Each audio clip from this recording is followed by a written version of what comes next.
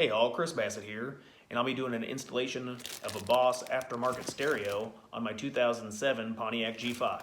Let's get into it. So yeah, for my daughter's birthday, I bought her the BE7ACP aftermarket stereo. It's the Boss Elite, and it came with the rear view license plate mounted camera, so we'll be doing the install on that too. She owns the 2007 Pontiac G5, so the install will be on that make and model, but you can use this as a guide for other vehicles. So we'll start by popping out all of the front dash assembly. You've got four pieces. You've got that ring around the stereo, and then both of the plastic pieces above the glove box and next to the steering wheel. Everything's just held in by some metal tabs and plastic clips. So just apply a little pressure. You can use your fingers or possibly even a screwdriver to kind of get it in there, wedge it, and then pry against it to pop it out. If you can help it, be gentle. Don't break anything because we're going to try to reuse all the parts. The previous owner to this vehicle had done some work to it already, so the dash components were already kind of loose. And they definitely mangled the inside, the factory stereo setup.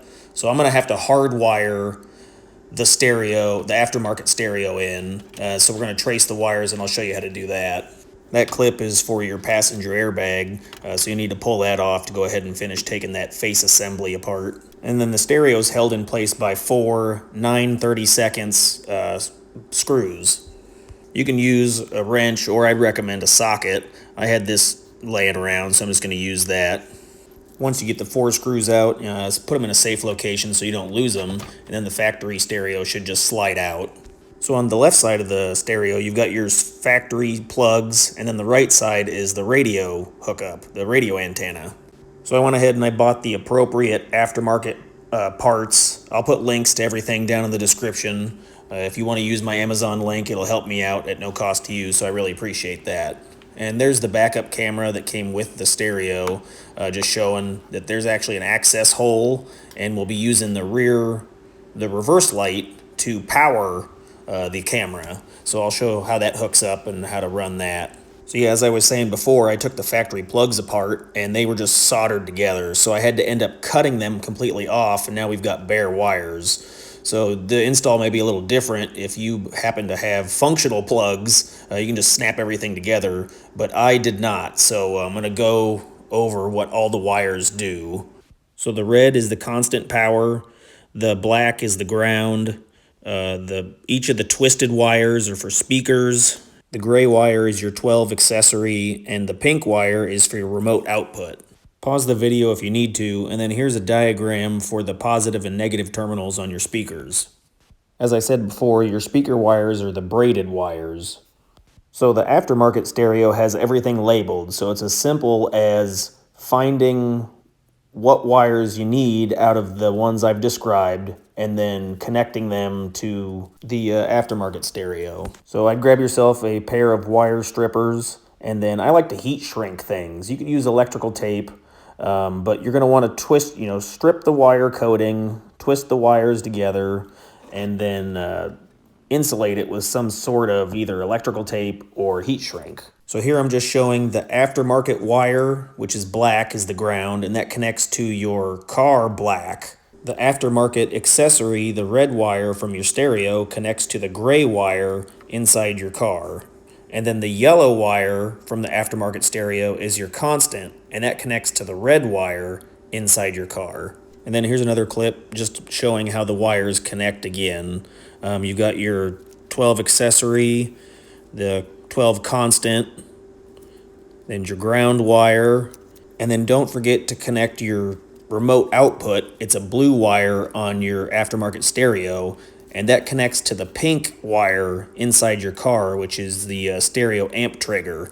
That one I actually missed and I had to go back. Okay, so here's all the speakers wired together and the important wires, and that is your radio adapter.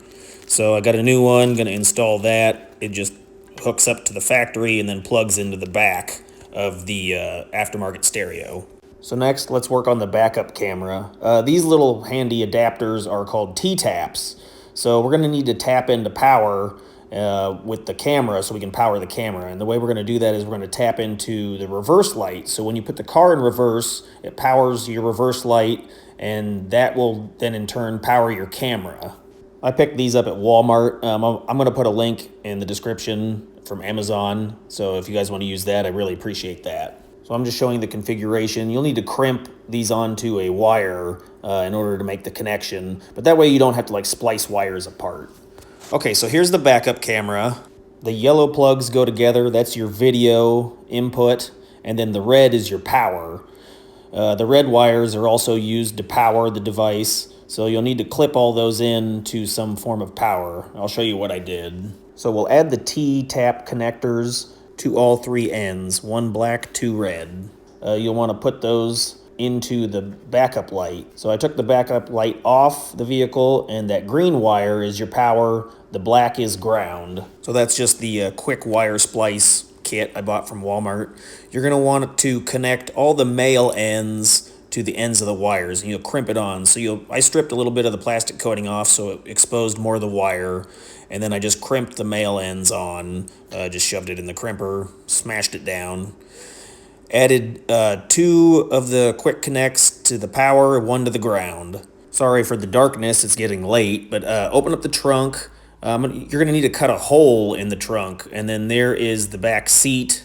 I'm just showing the levers to pop up when the back seat is up top of the trunk, and then that way you can run the wire from the rear of the vehicle all the way up through the seat, through the console, and then up to the stereo. So the other side of the video wire plugs into the back of the stereo. It has that yellow plug, and then it also says rear camera input. Make sure it's the rear side because there is a forward, and then you're going to need to power that one up as well. Make sure you connect that to the 12-volt reverse input. I just used my hole saw and my drill to cut a hole to the inside of the trunk so I can run the wire from the reverse camera towards the bumper up through the car. I took a metal coat hanger and I created like a little grab so I could reach in through the reverse light to the access hole underneath the license plate, and I can pull all the wiring and stuff through. And there you can see all the wiring is connected. I'm just going to shove that in. It'll all rest inside. So I've got everything connected. I ran the wiring up through the interior of the vehicle. I tucked everything into the console and underneath the panels, carpeting, so it's out of the way, and then up behind the stereo, and then plugged it all in. And it seems like the stereo came on, it's starting to run. I'm going to check to see how the stereo sounds, and then check to see if the backup camera is working. I also had to buy a double DIN dash kit assembly to hold the new stereo in place. It was super simple. It came with instructions and then a couple of brackets you just screw to the side, and then everything goes back together essentially the same it came apart. Check out my other content right here. I've got Amazon links down in the description to some of the parts that I've used. If you want to help out the channel at no cost to you, use those links. If this was helpful, hit the like button. Thanks.